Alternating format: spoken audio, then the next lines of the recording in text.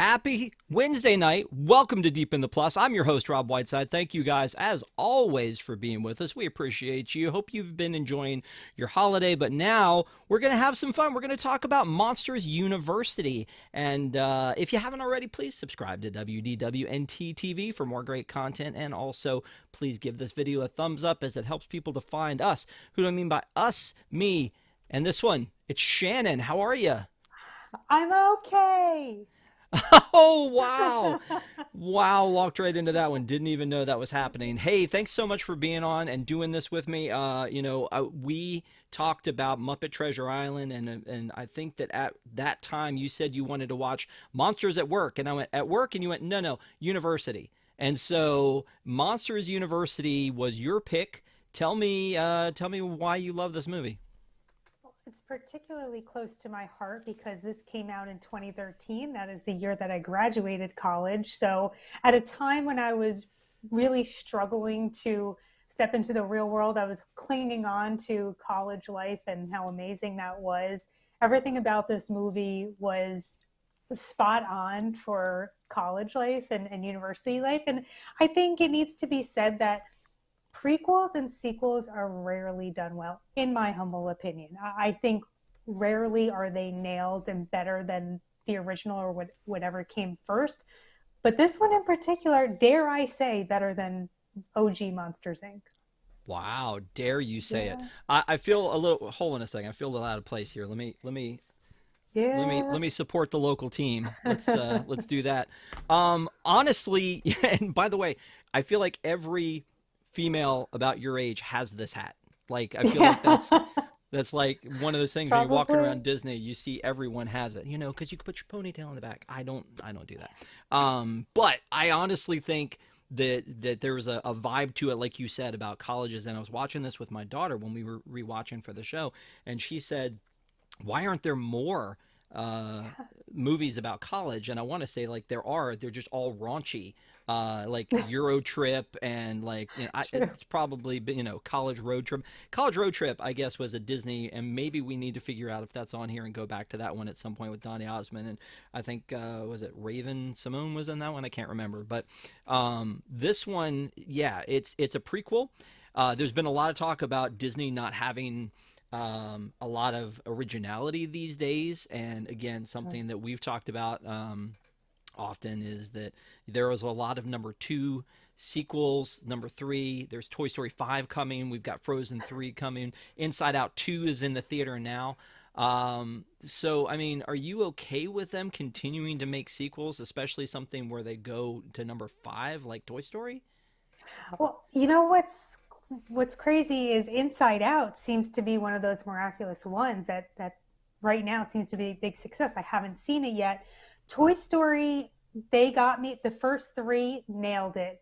Fourth one, garbage. Pirates, first three. The first one was great. Second was even better. Third one was the best in my Garbage? opinion. Yeah, and then the fourth Pirates was also garbage. So maybe there's a limit here, but I think they are capable of doing good sequels and prequels. It just you need to know the right amount and the right story. Rule of threes, I guess. Don't I go to guess so. four. Don't go to four. Definitely not four. I also think it's interesting, and I assume it's because this is a prequel, and to my knowledge, the only Pixar prequel. But all of the rest of them, Toy Story 1 through 5, Incredibles 1 and 2, Inside Out 1 and 2. Now I've called myself on it because of Finding Dory. I was going to say they all have a number two instead of having a name, whereas this one is named Mm, Monsters University. yeah. And now I've caught the whole Dory thing, and now I feel bad. Um, but honestly, most of them have a number, which surprises me anymore that they would just throw a number on the side of it like Moana 2 and not at least have like some subtitle to it. Does that matter? Like, you know what you're getting, I guess. Yeah, you know what you get. I'm fine with it honestly with Toy Story because they want to draw what it is. They want it to be as close to as good as the original was. So why trying to detract and make it seem like a different story? Yeah. Um, and honestly, the way they leave Monsters Inc., and we haven't actually reviewed Monsters Inc. We may go back and do that at some day. But the way they leave that one, it's kind of they'd have to destroy the world again to bring us a sequel, and somebody had the foresight to go, hey, let's go back and see where this Hmm. all began. And so the eternal question with me with a prequel is, do you watch, if you've never watched this before, and I assume anybody who's watching the show has probably seen this before and just wants to go along for the ride, but if you've never watched this before, would you recommend to somebody that they start with this one and then do Monsters Inc? Is it that kind of a situation? I don't think so. I think you can watch either one in isolation and they work really well. They stand really well on their own. You don't need to have seen Monsters Inc. to see and understand Monsters University and vice versa. It's not like Star Wars, where to this day, and sorry, this is going to offend you, Rob, I have no idea what order things go in. Where are timelines? It's all confusing. You don't know what the heck's going on. But with this, I think it's fine. Oh, no. Oh, no, I I fell think over. Rob, he fell off his chair. I fell over. No, I was grabbing this. Anyway, so yeah, no, I agree with you. There were some things like the TV show Ahsoka came out, and one of the things we said about that was if you hadn't watched Rebels seasons 1 through 4, you would kind of be lost in Ahsoka. Could you Mhm. watch it? Maybe, but it wouldn't be a good entry point into it. So what you're saying with this one is you feel like people could watch this one without having seen Monsters Inc. And I Yeah, agree with you on absolutely. that one.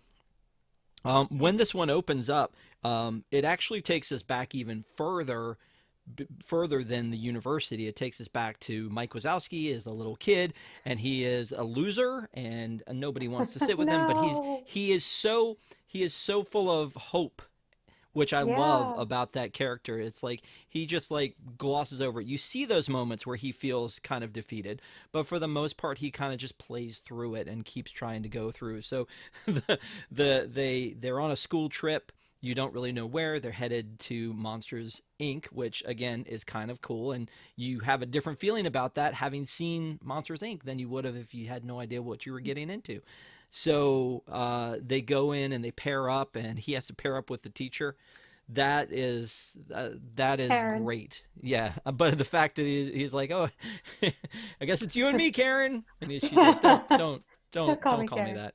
But he is at this point so freaking adorable, right? Oh my gosh. Isn't he a He's little like, young for braces though? But so cute. it's Mike Wazowski with one eye. So Um, cute. Yeah, exactly. So they go back to the beginning.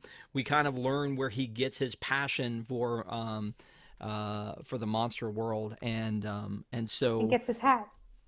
and he gets his hat exactly, which has the same little rip right here in it. I just Yeah. thought that was, way to go, Disney merchandising, to figure that out. Yeah. Um, so yeah, he gets his hat from this fella Mm. who is voiced by John Krasinski, who I could hear that from a mile away that was John Krasinski. And I said something about that to my wife when we were watching it, and I think it just floated over her. She might have been playing Connections, I don't know. But then when it came back at the end in the credits, I was like, oh yeah, John Krasinski, and she's like, oh, was he in it? It was fun. It was fun. So here's the thing though, they do that, and then as a bridge from there to the university part, they do this little thing which is kind of like a credits, but it's not credits. Like, what's the purpose of this? I think it's cute. I mean, because it matches how Monsters Inc. opened. It was the doors and they're flipping. I think it was just trying to match that stylistically from the opening of Monsters Inc. Okay.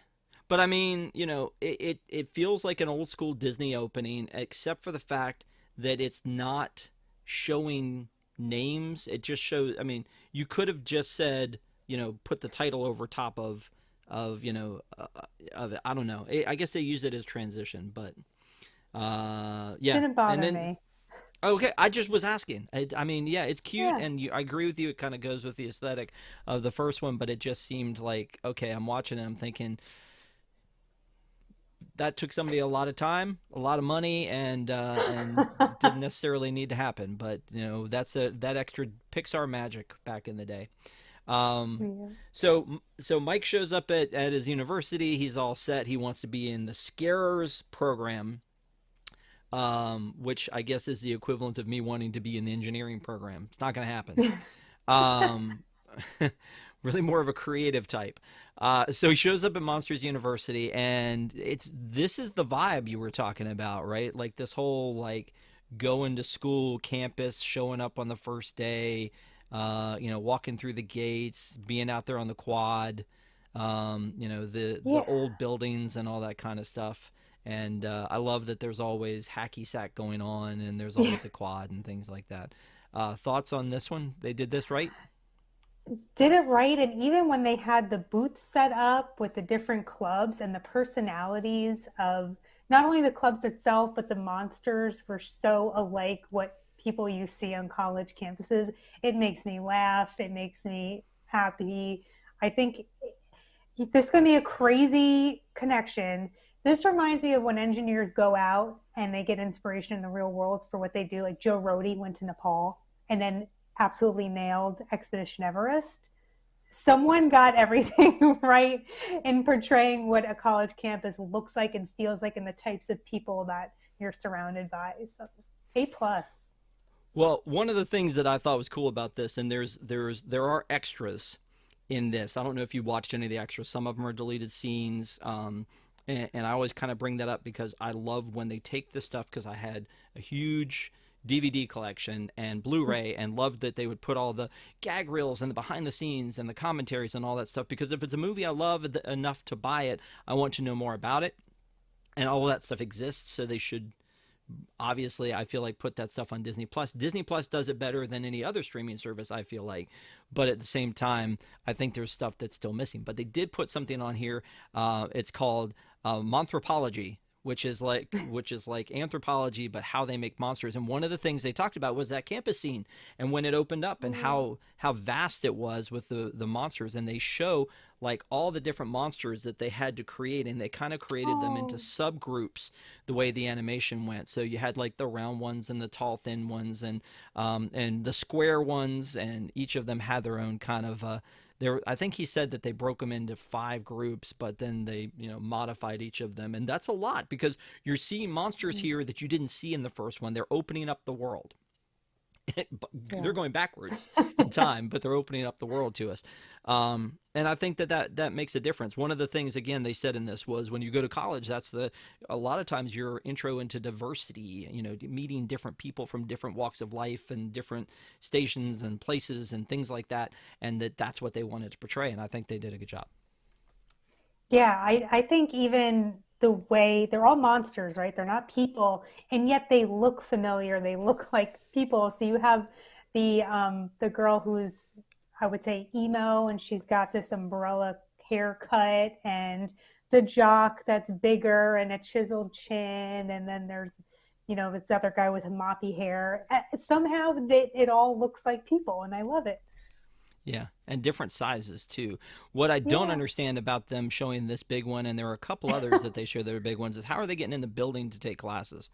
Like that's like one of the things that they didn't share with us was yes, there is a larger monster, but what are the physics of that? That's something that we see in Zootopia is okay, the mice have a different doorway than the elephants do, and so I don't really see that here. But I do love, the college feel and how well that they pulled this together.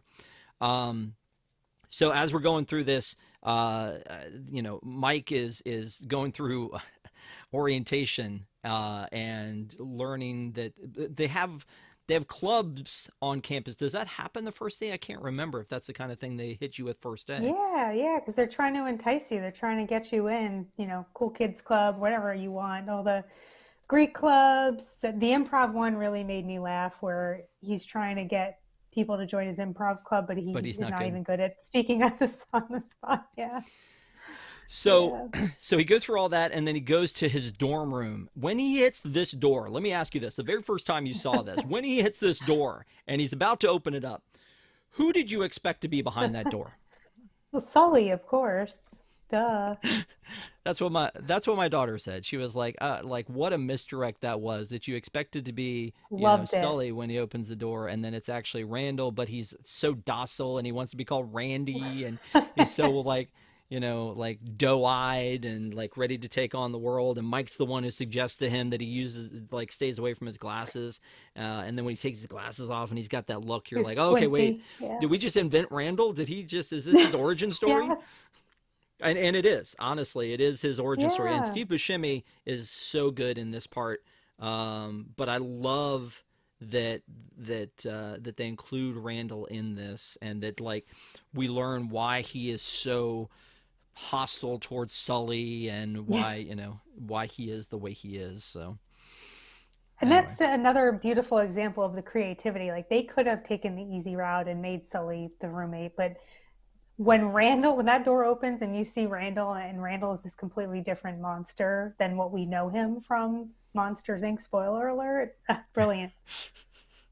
spoiler alert. Why do I feel like maybe when you went to school, that you had one of these checklists? And Ace my was classes. that you? Yeah, exactly. Did you do that? I I don't feel think like you so. I probably would wasn't. have. I definitely. I was more of the Sully type in college than the Mike type, unfortunately. Yeah. And then again, here's the iconic cat. There it Yeah. is. Okay. So cute. So good. Yeah, I was like, we got to make that happen. So then when he goes to his first class, that's when we meet the dean, Hardscrabble, and she Mhm. is fierce. Helen Mirren plays the voice of Hardscrabble, and again, going back through that special edition that they did. Originally, this was supposed to be a male role, and Mm. then in trying to plan it out, they knew what it was going to look like, and everything. And I don't know if they had a voice for it yet. And then somebody was like, maybe this needs to be a female role. And then they went back to the drawing board about what it needed to be, and then they used a centipede as like the body of it with kind of like dragon wings. Do you do you feel like they did a good job on that character, like making her menacing? I feel like they did. Oh yeah, absolutely. And I think it was good to have a character like that who obviously she's very experienced. She knows a lot. And there you see those people in college campuses, and then juxtaposition you have that professor who you're like, is this guy really qualified? He seems biased, like doesn't seem great. So I don't know. I liked her. Yeah, him. Yeah. Yeah. Professor Knight. So yeah, when she comes out of the shadows and you see Shadows. the body and everything like that, yeah, it is pretty it's pretty daunting. I think they did a good job with finding that character. Anytime you go back to look at making of and the things that they almost did, you always just go, well, obviously they landed perfectly, but maybe if Eric Stoltz had been Marty, we would have been okay with it in Back to the Future. Probably not, but maybe we would have been okay with it. Maybe if Tom Selleck had been Indiana Jones. Um, so it's at this point that we meet Sully. Sully passes through the doors, um, and he is a legacy, and makes a Hmm. huge deal of the fact that he's a legacy. And so um, I find that funny that eventually his legacy juice runs out, and he can't Yeah. skate on that. And it's, again, that's the lessons that Pixar is always teaching us, right? This was, I feel like, the heyday best of Pixar, from the animation to the story, that they did a really good job on this one. Yeah, I actually do think maybe it's a little too soon in the episode to talk about this, but there are definitely big lessons to be learned from this movie. You have Sully's lesson of just because you're set up well doesn't mean, you're entitled to things or going to be the best at something. And Mike's lesson is you could want something, more than anything in the world and work really hard at it, but you may not get there in the end for whatever reason. So, and Right. those are tough lessons to learn, especially when you're young. I'm looking in the chat, and Fire Chief says she reminded me, talking about Hardscrabble, of some Mother Superior that I had in Catholic school. I can see that. I can see that. Dawn Yeah. says she is super intimidating. So yeah, I can see that too. But again, I think they did a really good job on her, and yet she's the villain, but she's not really the villain. Like, that's one of those things here too, where the villain. There really isn't, I guess, a villain. Everything sort of changes along the way, so that Hmm. someone who may look like the villain is really there to help them, or Yeah. maybe it's just the challenge and the climb that the story is about. Easter egg wise, though, as we all know, A113 is a huge Easter egg for Pixar because that was the Caltech classroom, and the fact that we can use that on a classroom, like actually use Amazing. A113 on a classroom, is just perfect. I love the fact that that's like, wait a minute, this actually makes sense here. Let's go ahead and put that in as Yeah. the as a classroom. Let's go back to the fact that this is a prequel. John Goodman and Hmm. Billy Crystal, not young guys. And I think that they probably modulated the voices a bit to fit in, but at the same time, they also modulate or change the bodies. Yeah. Again, looking at Sully, he is very lean as opposed to the Sully that we end up knowing. And also, I love the fact that he refers to himself as Jimmy, like as opposed to the James P. Sullivan that we know. It's like, yeah, His face, it's just Jimmy. What? his face is smooth too. Looks young, youthful. Um, yeah. From an animation standpoint, though, Sully is Sully is the linchpin as far as the animation goes to me. When you look at like, and you can't see it as well here, but you look at the fur, like Yeah, the thinking hair. about the Yeah. fact of how specific every piece of that has to be. And yes, you're using computers to generate this, but from an animation standpoint, there's a lot of things, even again in this scene, looking at like the haze that would be coming in Hmm. from the sunlight versus the darkened room that we're in right now. And, he's lit, but not lit too much so that, we pay attention to him, but he's also, that looks like the orange monster from Bugs Bunny that he's climbing over, but um, I don't know. I know exactly. Yeah, the heart-shaped guy. Yeah. Yeah. So I think the animation is amazing, and I think that's one of the things you got to watch out for too when you're doing these sequels is a movie like Toy Story. If you compare it to Toy Mm. Story 4, they have to look like they're in the same universe, but at the same time, so many things have gotten better over the years that Woody Yeah. can't look as sort of, I don't want to say bad because it was cutting edge, but you have to make it look like it's within the same realm. This movie was 12 years after Monsters Inc. So I mean, it has to kind of look that way. You run into that with Star Trek. The newer Star Treks have the ability to look so much better than the original, but some of them are supposed to take place hundreds of years before Captain Kirk. So I mean, that's just one of the things that we have to, I guess, suspend disbelief on. But looking again at animation wise, you've got that one guy in the front row who's slimy and like shiny. Shiny. Yeah, I think that's a pretty neat thing too. Yeah. So in this class, they get the challenge that if anybody is not good enough to pass the final exam in this class, they're going to be kicked out of the Scarers program. Not kicked out of Monsters University, but kicked out of the Scarers program. And then we have differing opinions on how you do that in college. And I know you probably had that with people in college too. Some people want to party and just try to coast through, and other people are like, I have to study or else my parents will kill me for spending all this money. Which one were you? I tried to find the balance. Okay. They're You're cool. like, that's it. That's all I'm saying. um, I that's fine. That's fine. graduated. So Mike's take on it is like he's really got to work hard. He came from nothing, and he's got to make Hmm. sure that he does this because it's his lifelong dream. Whereas Sully, as we mentioned, is the legacy, and his dad was such a big deal in the monster community that he should just be easy to get in, and maybe he's got that kind of an attitude. And so I think that again, lesson wise, like we were talking about earlier, and you said there are a lot of lessons. It's another big lesson to have. Just because you work hard doesn't mean you can achieve Hmm. that dream, and just because you are already good doesn't mean you're going to be good enough without some hard work. So, Yeah. um, yeah, I think I was pretty eloquent in putting that out there, right? Yeah, you were. Thanks, thanks.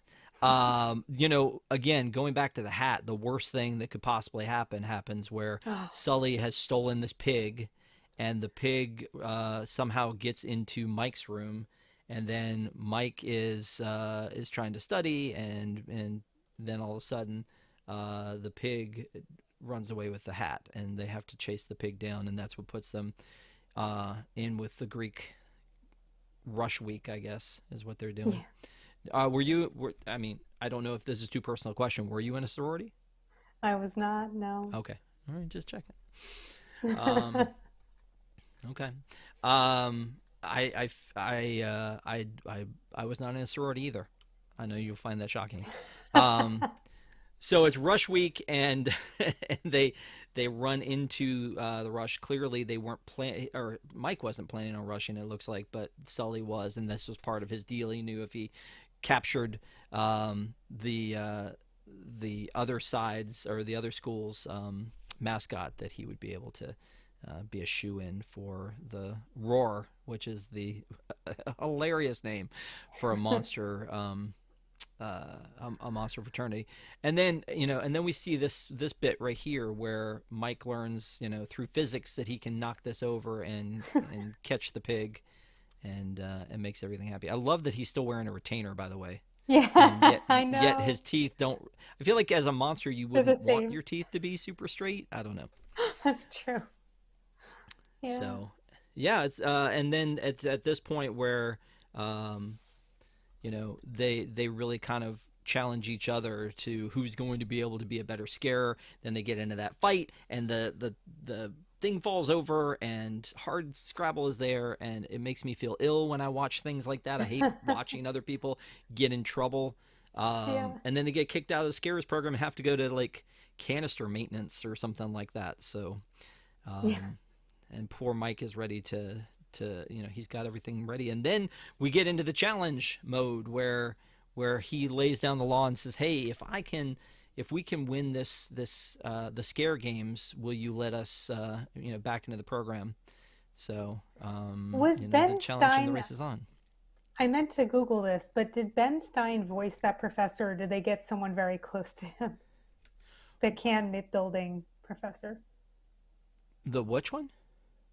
When they're in the class to build the cans, or when they're sitting there boring, and the dull professors talking. I feel like Ben Stein had passed away by that point, so I don't think that would have been Ben Stein. Yeah. Oh. Sorry. Wait, what? Yeah. He passed away? Pretty sure. Did he not? I don't think so. Like, wait a second. Nope. 79 years old. I'm wrong.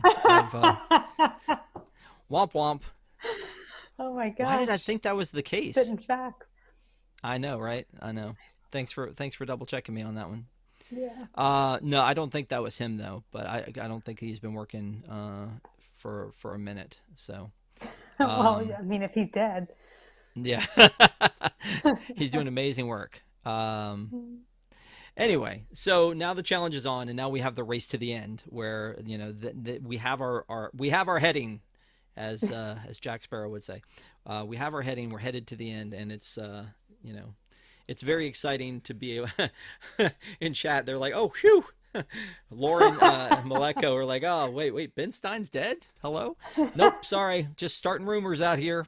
Gaslighting everyone. It's fine. We're all fine. Born in 1944. So, wow. Just FYI, yeah. Anyway, so we have our goal is for them to win the scare competition, but for them to do that, they have to join a fraternity. And what fraternity do they join, Shannon? Okay. Who's Macappa? This is actually where I feel like the humor comes into play, and I kind of love all of that they move into to the house, and we meet all the characters, and Terry and it's like you have all of the stereotypical, like you've got the guy who's too old to be in college, and you've got the weird guy, and you've got the timid kid. So I think it all works out. I love all of these characters, and the list of voices is amazing. In the fact that I didn't know Charlie Day voiced Art. I didn't know that was the thing. Oh, well, I didn't either. and Charlie Day, if you watch Always Sunny, Charlie Day is always Charlie Day in anything he does. So I think that again they just probably modulated his voice a little bit because you can kind of hear Charlie from Always Sunny in this. Um, and then Terry and Terry are Sean Hayes and Dave Foley, which is surprising to me that they would reuse Dave Foley in the Pixar verse after he was Flick. But I mean, I guess he needed Can't the tell. work. Yeah. And then Sean Hayes being in it, I think is kind of cool. And then on top of that, you've got, um, Bill Hader does a voice in this, and he actually does two voices in this one. So, and then like we mentioned, Billy Crystal and John Goodman, Helen Mirren, like it's a big cast. And then you've got Yeah, Peter it is. Sohn, who is Peter Sohn is how does he keep putting himself in movies? Like, here is a guy who is a Pixar animator, director, but he's in like all of these movies. Like, I don't know. He does a good job. Good for him. Any thoughts on the cast other than that? I mean, like, it's a pretty big deal cast for a sequel. No, I love the cast. I think that John Goodman and Billy Crystal fit the personalities of Mike and Sully perfectly, and I'm so glad that they were used in Monsters University and Monsters Inc. So no complaints there. Yeah. So Peter Sohn is squishy, but he has, I think he was the cat in Lightyear. Yeah, he was Socks the cat in Lightyear, and Never squishy saw it. in this. Oh, sorry. Okay, that's fine. And then he was also Emile, who was Oh, yeah, yeah. he was in Ratatouille as Remy's brother Emile. So kind of cool that he does that. It was probably one of those things again where they were like, ah, well, what should that guy sound like? Or maybe he was, doing all the storyboards, and they're like, dude, you're totally squishy. And then he does, he most recently directed Elemental, so pretty well-rounded fella. Um, so again, I think overall the cast is pretty awesome for a Pixar sequel. Although I just watched If. Have you watched If with No, John never heard of it. Krasinski? John Krasinski wrote and directed a movie about imaginary friends. Okay, then we won't talk about that. Nope. Because I feel like there's a little bit of a Monsters Inc. vibe about it. Because instead of it being monsters, it's imaginary friends. Um, no, great. No. So anyway, then now we have this crew that they've put together, and then it's just Montage City to try to see how they're going to, to it's like a Rocky montage with them getting in shape. And first it's touch and go because when they start out, Mike and Sully are still having their fights with each other, and they're like, I'm the best, no, I'm the best. And then they realize that the whole team needs to be together for them to win, and then they change their tune. I feel like there needed to be a bigger consequence to put them there. Does that make sense? Like they No. changed their tune fairly quickly. Oh, Mike and Sully? Yeah. No, I think the story went along as it should. And I think they got to the point. Sully had this moment, right, where he realized, oh, you know what? I was being a really crappy monster and to you and to people, and I am not who I think I am. So he realizes that he needs to have a soft spot in his heart, and he takes Mike in as his friend. Aw, he takes Mike in as his friend. Maybe they just become friends together. Maybe that's the thing. Well, that, yeah. Well, I think Mike always, maybe not. Okay. Um, Well, we're about halfway through this. I want to thank everybody who has been watching. We love that you guys are with us live. And if you're not with us live, thanks for tuning in. And maybe you tune in next time live. I love seeing everybody in chat. Care Bear, Ronald. Uh, I saw, I think, Dawn there a little bit earlier. Fire Chief. Um, Lauren, Lauren, and Maleko. Not really sure which one, but love that you guys are here. Appreciate it. But thank you guys so much for tuning in. And if you haven't already, give us a thumbs up because right now I want to ask you a couple trivia questions because I know that's your favorite Let's part of the go. show is trivia questions. I thought Yeah. about giving you an opportunity to do something different than trivia and maybe like identifying actual college mascots, and then I just decided no, we're going to do trivia. I So would be terrible at that. Yeah, give me the trivia. It's going to be pretty easy. Okay. Um, what's the name of the mascot pig? Archie. You were ready for that one, Archie. weren't you? Yeah. I was. What's the name of the rival school? Fear Tech. Boom. What's the room number on Mike's room? 319. So now you're catching on. All right. What elementary school did Mike go to? Frighten Elementary. You're yeah, okay. You found the secret, so you're all good. What did Randall's cupcake say? Oh my gosh. I know it said Dow, but then it said pal. Like, I'm your pal. Shoot. Let's be pal. What was it? Let's be pals? I know Man, it's you were just definitely rattling them off. You were like, I I got know. this, I got this, I got this, and then you're like, what? I'm your pal. Shoot. I remember because like the cupcake's upside down and he turns it and he's like, that would have been embarrassing, but like the cupcakes itself are terribly embarrassing, right? What was it? Be my pal. You were very close. You were very close. It was be my pal. Yeah. And they when he gets them on his face at one point. The thing goes his face and it says lame. Yeah. So that's pretty strong. That's pretty strong.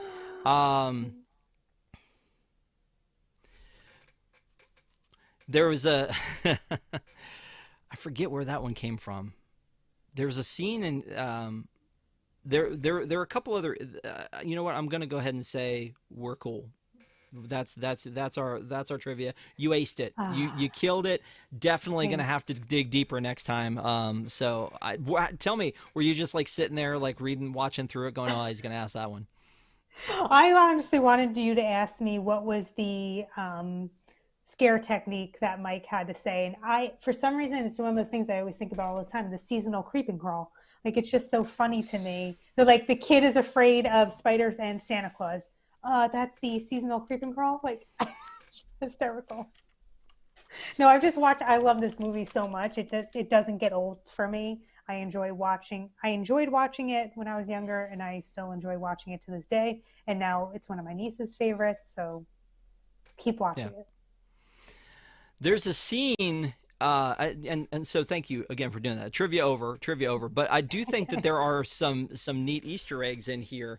And one of them was when Mike is sleeping on Sully's hand, and he says, I know you're a princess, and I'm just a stable boy," which is, I assume, a reference to Princess Bride that Billy Crystal was in, because it was Princess Buttercup and he was just the stable boy. So I assume that that's what that's from. Also, when they're going through the avoid the teen game. Yeah. Do you know what I'm talking about? What? But Daddy, I love him. Yes. I love that that's a thing now. Like the but Daddy, I love him. That's great. Yeah. I thought that was so cool that they did that. Yeah. Anyway, that's it. Also, it's interesting to me the bit that they do with Bill Hader as the Slug. When he's going to be late to class. 12 minutes and 45 seconds into the movie, they add this Easter egg that will come back to you at the end of the movie. Like, I love that they did that. It's not in your face. And the very first time I saw it, of course, I was waiting until the end because, we're always trained now to wait till the end of the movie to see if there's anything else at the end. And when we get to, I feel like there is one in Inside Out too, by the way. So if you go to the theater to see that, or you watch it on Disney Plus when it shows up, then that's the thing. But at the very end of the movie, when he shows up and he's too late for class, it was such a great payoff. I thought. I remember the very first time I saw it, thinking, "Bravo, that's good." Sometimes there's no payoff. Sometimes they're really sort of a little bit lame, but I thought that was a good payoff. But then Bill Hader also voices the referee inside the house when they're playing hide and seek in the house. So didn't realize. Good use of Bill Hader. And then, of course, then he became Fear, and then now in Inside Out 2, he's not. It's Tony Hale. Yeah. Womp womp. Exactly. So they get to the end with all the scaring and the scare games, and they keep making it through. And when they finally get to um, the very last scare, you know, uh, Hard Scrabble pulls aside Sully. Actually, he goes to her and she says, "There's one of you that's not scary, and you know who it is, and it's Mike." And so Sully is really become friends with him, and he's struggling with this, and you see that. And I love that. Again, these are animated characters that have such heart and emotion, and I think that's the thing we love about Pixar in general, is that there's so much heart and emotion in it. And then we see something like Cars 2 and we're like, what are you doing? um but with that emotion in there, you see him struggling with, I've got to figure out a way to fix this. And it's not just for himself, but it's for his friends. um and so they get into that point where he's going to they go to do the final scare. He tells Mike to go last, and then he breaks the machine. Which, I mean, I would do that for you, Shannon. Would you do that for me? Would you break Oh, them? And he breaks the machine, and then Mike is upset, and then they fess up, and then they're going to get kicked out. But then Mike decides he's going to prove his worth and go into the door lab, which I love. The door lab. That's another a great pivotal moment, concept. right? Yeah, Like this because transformative moment. it could have ended there. It could have ended at Right. they won the thing, and of Hmm. course, you know, it could have been a triumphant win for him. Maybe we didn't have him rig it. Maybe it was a just he was able to dig deep and really be the monster he's always wanted to be. But we know, because of what happens down the road, that's not going to be what happens, and which is a kind of a pitfall of a prequel. Is where this is going, and he's not one of the scarers. He's the scarer's assistant, so he's not that guy. So then they fess up, and then but he goes to prove that he is. I guess Sully fesses up, but then Mike goes to prove that he is scary. I thought that was really neat, that for them to step out of their zone there and go into the human world. Yeah. And he's crossing this boundary of he's really hopeful and he really wants this thing and he's been working really hard and he can't see yet that he's truly never going to be what he wants to be. And in this moment, he thinks he's going to be triumphant and prove to everyone. And instead, he has this realization that it's not going to happen. And his heart breaks. And I think we all go through that at some point in life. And so just another one of those lessons that I think they portrayed really well and demonstrates this level of maturity with Mike. Yeah. Caleb said in chat, let's talk about how Archie the Scare Pig and how cute he is. But that is true. Was there ever merchandising on that? Because if not, they missed a real I don't opportunity know. not to have that. I also do. I have this that I use every day for work. It's a mouse pad because, oh, let me bring it back up. We got to represent. Yeah. So what you're saying is basically your room looks a lot like Mike's room, where he's Don't, got where don't look at he's my got room right now. where he's got the Monsters Inc. University trash can Yes. and the Monsters University. Was that you in school too? That you bought everything that had to do with the school and put it all there to show your school No, spirit? Okay. no, Yeah. definitely not. But MU, yeah. Yeah. Honestly, that that I guess you would call that the third act, but that last 20 minutes of the movie with them trying to figure out a way out of that camp for girls is awesome. Like, I Hmm. love that. The animation is great. The theory is of, like, Mike saving the day, but using, like, Sully as the tool because they know each other's, or strengths. He has the faith in Mike that Mike knows what he's doing, and Mike knows how exactly to use them, and the scratching, and it's just like, that's exciting to me. That's good. That's a great scene. Yeah. I love that, and that's really kind of that last bit of it. And then it also really shows uh, you know hardscrabble that, like, wait a minute, these guys are more than they appear to be. Although I'm not sure I didn't want a different ending.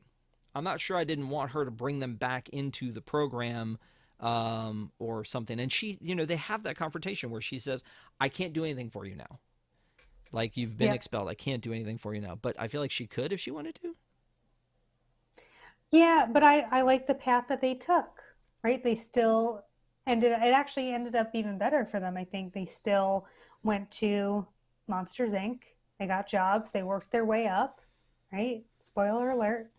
Oof. Yeah, I guess so. But also, again, that leads us to a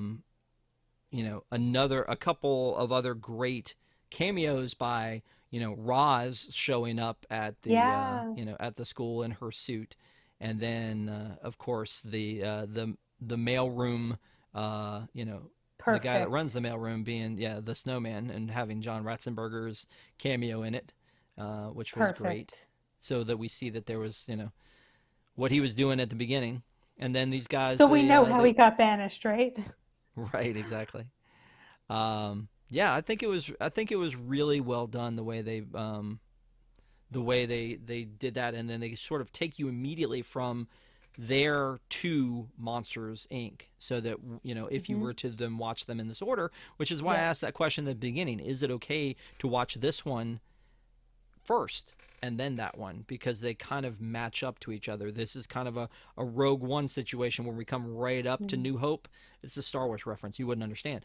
But, you know, but that's kind of like has put us in a box now where we can't really do a Lion King 1.5 situation here. I mean, we've got But that's Monsters okay. University and Monsters Inc. and it's just a it's just a two movie situation.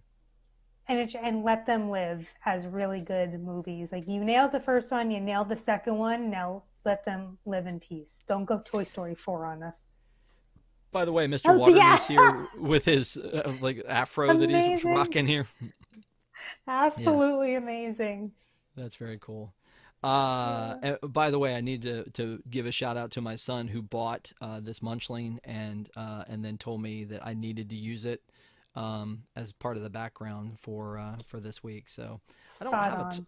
yeah, I don't have a ton of Monsters Inc. stuff, but I love the vibe of Monsters Inc. Like I think it's really good that it's not overly used, but I think that it's good that that it exists, and I love seeing Mike and Sully in the parks, like when they do the Hmm. meet and greets, and we have Mike and Sully to the rescue at Disneyland, which you've done, I assume, when you went Yep, out there. I have.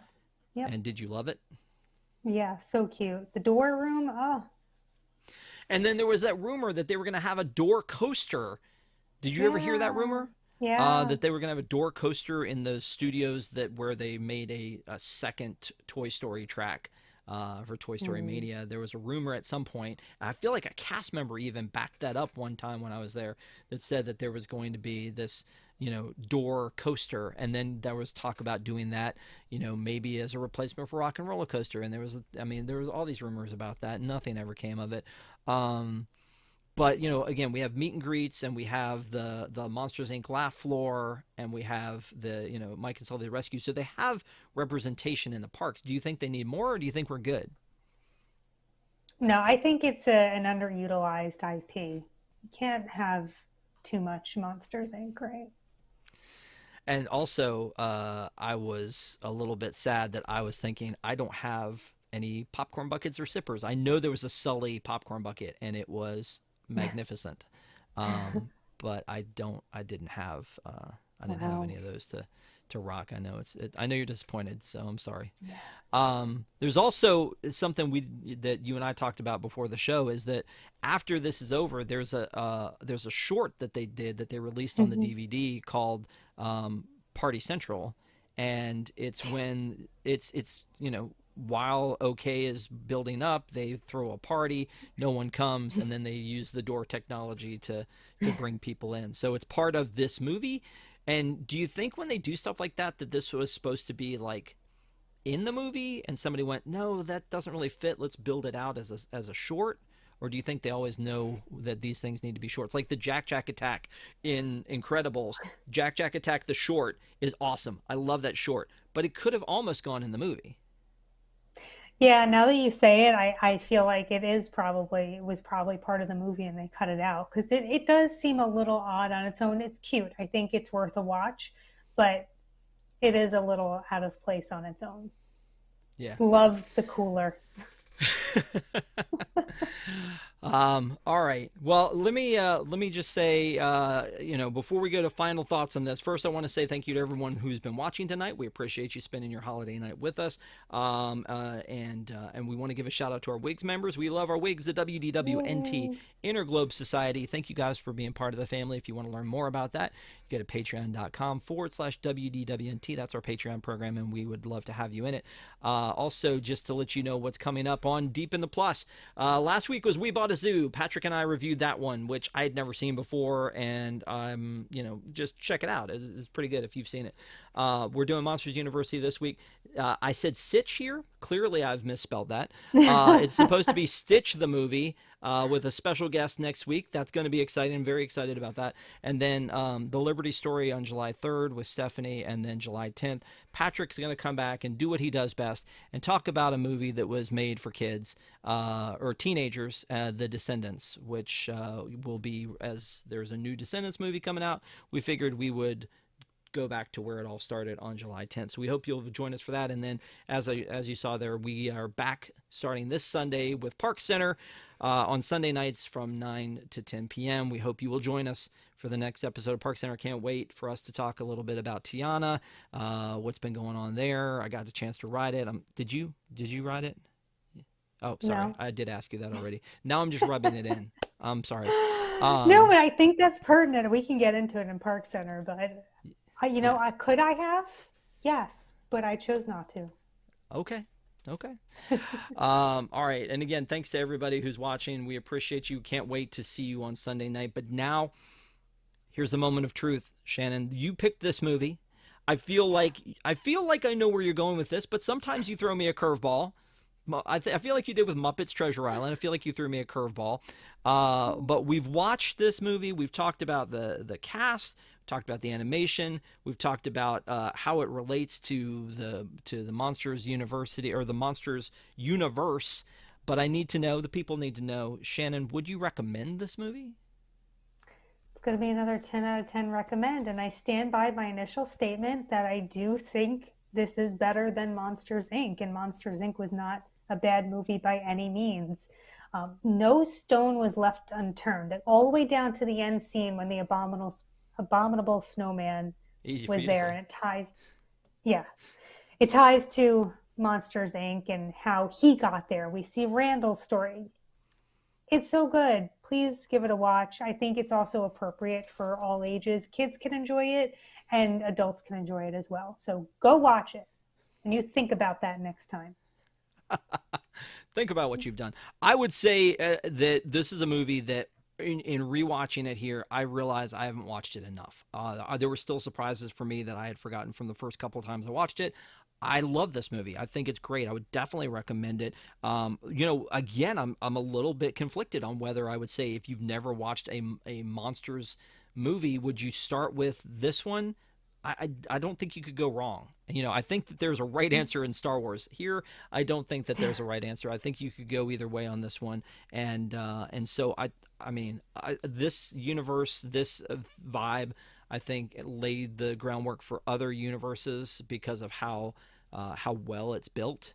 And you buy into it. You're there. You're in with the characters. It's a lot of fun. So I would definitely recommend it. And again, it's one of those that's kind of slipped my mind a little bit from,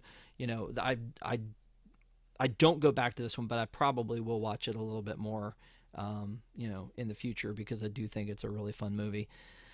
So, but let us know in the comments what you think. We want to hear from you. And again, thank you guys for joining us. Shannon, thanks. We're going to have to pick another one somewhere down the road for you to come back and give us your thoughts on, but we'll definitely see you on Park Center. So, any final thoughts before we move on? No, go watch it. I may watch it again tonight. Awesome. Have a great night, everybody. Have a great week, and we will see you Sunday night, or we will see you next time on Deep in the Plus. Have a good one.